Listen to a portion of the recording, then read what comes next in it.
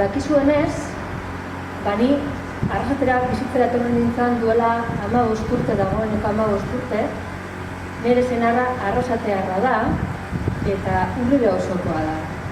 Eta Uribe auzoa nik bihotzean daramat. Eta agian ni jaiotzez ez naiz arrasatetarra, baina esan dezaket orain bai bihotzez arrasatearra naizela. Semeak hemen ditut, eta nik badaukat, lotura berezi bat auzo honekin, eta horregatik erabaki genuen, aurkezpena auzo horretan egitea. Egia da, zerrenda buru bezala aurkezten naiz, uste dut 4 urte hauetan gai izan garela herri proiektu bat martxan jartzeko, herri proiektu aberasgarri bat dauka momentu honetan Arrasatek, eta etorkizunera begira ere uste dugu komunitatea indartzeko proiektu horrek aurrera egin behar duela. Hurrengo 4 urteak erabakigarriak izango dira Arrasaten. Proiektu asko martxan daude, baina beste batzuei hasiera eman zaie.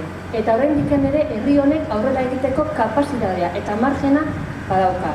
Horregatik ilusio handiarekin oso gogotsu aurkezten naiz hurrengo hauteskundeetara.